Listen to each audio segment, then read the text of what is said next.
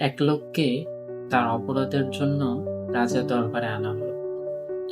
রাজা তাকে দুটো অপশন দিল, হয় তাকে ফাঁসির দড়িতে ঝুলতে হবে, আর না হয় ওই কোণায় বিশাল কালো ভয়ানক দরজাটার ওপারে কি আছে তার মুখোমুখি হতে হবে।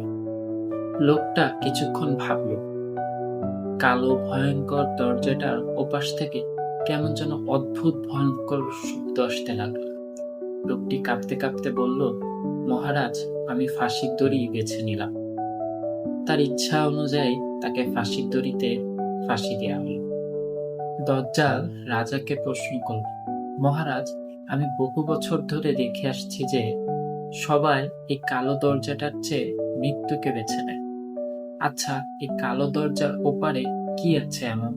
রাজা একটু হাসলেন এবং বললেন, ওটার ওপারে আছে চিরন্তন মুক্তি আর স্বাধীনতা। দরজাটা খুললেই এই রাজ্য থেকে বেরিয়ে যাওয়ার রাস্তা পাওয়া যায়। জল্লাদ অবাক হয়ে বললেন, তাহলে কেউ এটা বেছে নেয় না কেন?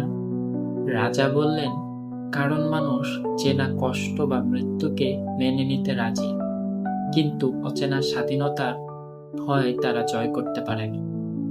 আমাদের জীবনের দরজাটাও ঠিক এরকম। ভয়ের ওপাশে আসল সাফল্য লুকিয়ে থাকে।